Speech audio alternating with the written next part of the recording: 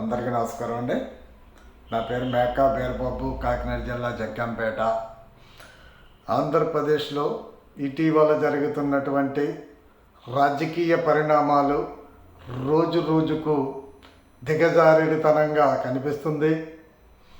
మరి జరిగినంతసేపు, అధికారంలో ఉన్నంతసేపు మేము, మా కుటుంబం, మా స్వార్థం అంటూ తయారైనటువంటి నాయకులు తీరా అధికారం పోయిన తర్వాత వాళ్ళ కష్టం వచ్చినప్పుడు మేము, మా కులం అంటూ కులాన్ని వెనకేసుకొస్తున్నటువంటి అంబడి రాంబాబు గారు లాంటి నాయకులకు ఈ వీడియో గుణపాఠం కావాలని మీ ముందుకు వస్తున్నాను.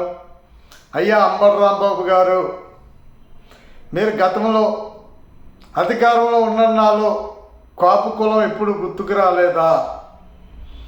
మరి ఎప్పుడు అసెంబ్లీలో ఉన్నప్పుడు ఏ రోజు కూడా కాపు రిజర్వేషన్ గురించి తమరు ఎందుకు మాట్లాడలేదు?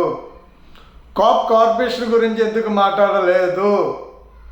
కాపుల్లో ఉన్నటువంటి నిరుపేద పేదల గురించి ఏమైనా ఎప్పుడైనా సరే అసెంబ్లీలో కానీ మీరు ఏమన్నా మాట్లాడారా?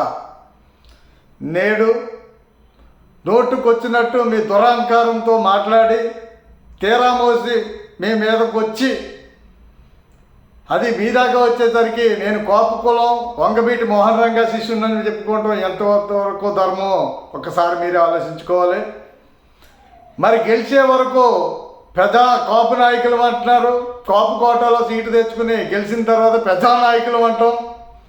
ఏదైతే వైసీపీ గవర్నమెంట్లో మీరు ఉన్నన్నాలో ఇదే వైసీపీ నాయకులు జగన్మోహన్ రెడ్డి కాపులకు ఎటువంటి రిజర్వేషన్ నేను ఇవ్వనన్నప్పుడు అప్పుడు మీ కాపు కులం ఏమైంది?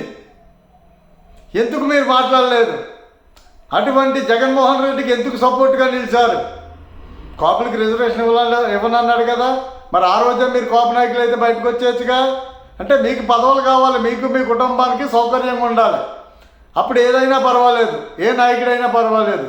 ఎప్పుడైతే మీకు కష్టం వచ్చిందో కులం కావాలి. వంగపీటి మోహన్ రంగా పేరు మాత్రం ఎందుకు మీరు ఎత్తుతున్నారు? అంటే ఆయన పేరు చెప్తే 10 మంది ఓట్లు వేస్తారు, 10 ఓట్లు దండుకున్నామని. మరి కాపుల్లో ఇంకా మహానుభావులు లేరా? ఎస్వి రంగారావు గారు లేరా? కైకాల సత్యనారాయణ లేరా? అల్లు రామలింగే లేరా? మరి వాళ్ళ పేర్లు ఎందుకు చెప్పుకోరు? వాళ్ళ పేర్లు చెప్తే పెద్దలు ఓట్లు వేయరు కాబట్టి. వంగపీటి మోహన్ రంగా పేరు చెప్తే ఓట్లు వేస్తారు కాబట్టి. మీరు అధికారంలో ఉన్నన్నాలో మీరు మీ కుటుంబాలు బాగుండాలి. మీకు కష్టం వచ్చేసరికి కాపులు కావాలి. కాపుల్ని ఎవరు ఏ విధంగా వాడుకున్నా సరే కానీ మీకు మీ నాయకులకి, ఇప్పుడు ఉన్నటువంటి నాయకులు కూడా ఏమాత్రం కూడా పట్టదు. ఎందుకంటే 47% ఉండవలసిన కాపుల రిజర్వేషను 18% ఉంది. 5-6% ఉన్నటువంటి రెడ్డి చౌదరి 38% ఉన్నారు ఇవాళ పదవుల్లో. ఏ రోజు మీరు అసెంబ్లీలో మీరు కానీ ఇప్పుడు ఉన్నటువంటి నాయకులు కానీ ఏ రోజు ఎందుకు అడగలేదని ఈ వీడియో ద్వారా మిమ్మల్ని ప్రశ్నిస్తున్నా. అంబడి రాంబాబు గారు, నెగ్గే వరకు మీ అంత కాపులు కావాలి, కులాలు కావాలి, కాపు రిజర్వేషన్లో గట్రానేమో మీరు సీట్లు తెచ్చుకోవాలి.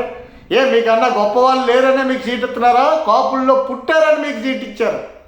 మీకన్నా జమీందారులు చాలామంది, చాలా కులాల్లో చాలామంది ఉన్నారు. వారికి కన్నా మీకు మాత్రమే సీట్లు ఎందుకు ఇచ్చారు? కాపు రిజర్వేషన్, కాపు కులంలో కొన్ని సీట్లు కేటాయించాలి కాబట్టి ఆ సీట్లు కేటాయిస్తే వాటి ద్వారా మీరు మా కాపులందరినీ వెనకేసుకుని మీరు పదవులు సంపాదించుకుని, పదవులు వచ్చిన తర్వాత కాపు కులాన్ని మర్చిపోయి సంపాదన చేయంగా, కుటుంబమే లక్ష్యంగా దినదిన అభివృద్ధి చెందుతూ మరి నోటుకు వచ్చినట్టు మాట్లాడుతూ, మరి అంతేకాకుండా మీకు కష్టం వచ్చినప్పుడు మాత్రం మేము కాపులం, వంగబీటి మోహన్ రంగా శిష్యులం అని చెప్పేసి మీరు మాట్లాడితే మాత్రం మర్యాదగా ఉండదు. మీరు కానీ తెలుగుదేశం వారు కానీ ఎప్పుడైనా సరే కాపులు పేరెత్తే హక్కు మాత్రం మీకు లేదు. మీరు ఏ రోజైతే కాపు రిజర్వేషన్ గురించి మాట్లాడతారో, కాపు కార్పొరేషన్ గురించి మాట్లాడతారో ఆ రోజే మీరు కాపులు అని చెప్పుకోవడానికి మీకు అర్హత ఉంది తప్ప అంతవరకు ఏ నాయకుడికి లేదని ఈ వీడియో ద్వారా తెలియజేసుకుంటూ సెలవు తీసుకుంటున్నాను. జై హింద్, జై కాపు.